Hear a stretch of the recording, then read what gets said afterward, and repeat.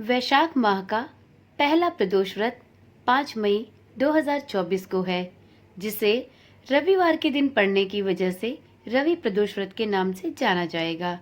यह व्रत आरोग्य, राज सुख प्रदान कर समस्त कष्टों से मुक्ति दिलाने वाला माना गया है। तो चलिए आज की वीडियो में सुनते हैं रवि प्रदोष व्रत की कथा, क्योंकि ये तो सभी जानते हैं कि जब भी कोई व्रत रखा जाता है तो उस व्रत से संबंधित उस दिन की व्रत कथा सुनना नितांत आवश्यक होता है। इस कथा को सुने बिना आपको आपके व्रत का पुण्यफल नहीं प्राप्त होता। तो चलिए वीडियो में सुनते हैं रवि प्रदोष व्रत की पावन एवं पुण्यकारी कथा। ओम नमः शिवाय। जय श्री कृष्णा।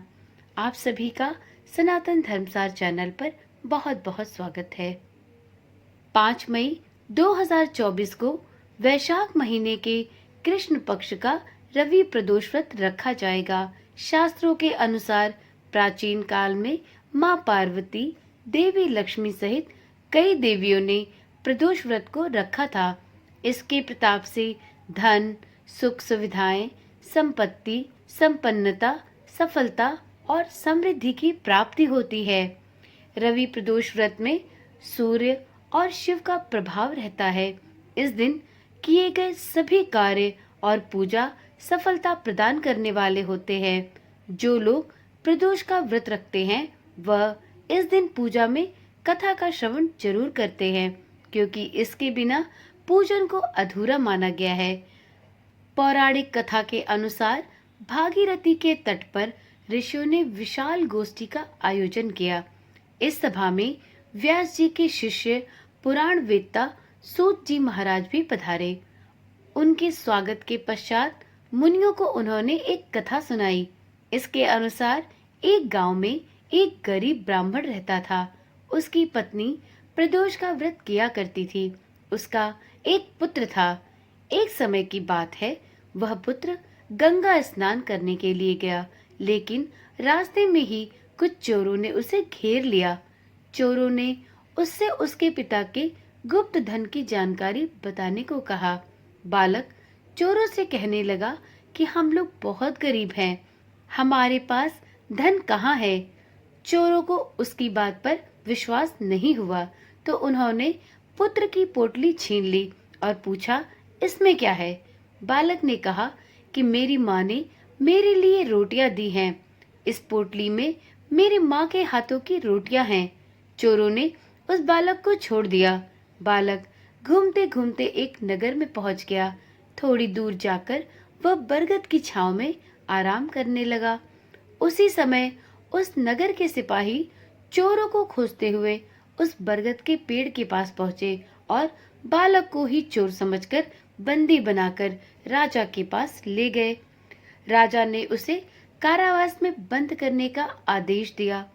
काफी समय बीत जाने के बाद जब बालक अपने घर नहीं लौटा तो माँ को उसकी चिंता सताने लगी। अगले दिन प्रदोष व्रत था। बालक की माँ ने विधि पूर्वक प्रदोष व्रत किया और भगवान शिव से अपने पुत्र की रक्षा की प्रार्थना की। भगवान शिव ने माँ की प्रार्थना स्वीकार कर ली। उसी रात भगवान शिव ने उस राजा को स्वप्न में यह आदेश दिया कि वह बालक जिसको तुमने पकड़कर अपने जेल खाने में बंद किया है वह चोर नहीं है। उसे प्रातःकाल छोड़ दे, अन्यथा तेरा सारा राज्यपाट नष्ट हो जाएगा। सुबह होते ही राजा ने शिव जी की आज्ञा अनुसार उस बालक को कारावास से मुक्त कर दिया। बालक ने अपनी सारी कहानी राजा को सुनाई। फिर अगले दिन उस बालक के माता पिता को राजा ने राजमहल में बुलवाया। राजा ने ब्राह्मण को 5 गांव दान में दिए। इसके बाद भगवान शिव की कृपा से ब्राह्मण परिवार आनंद पूर्वक अपने गांव में रहने लगा। इस तरह भगवान शिव के आशीर्वाद से उस माँ के सारे दुख दूर हुए और उस ब्राह्मण परिवार को राजयोग प्राप्त हुआ।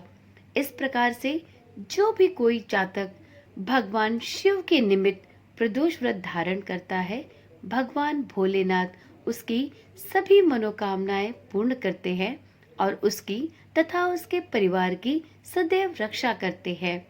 हे भोले भंडारी, जिस प्रकार से आपने उस ब्राह्मण परिवार को सर्वस्व प्रदान किया, उसी प्रकार से अपना व्रत रखने वाले अपने सभी भक्तगणों पर अपनी कृपा दृष्टि बनाए रखना।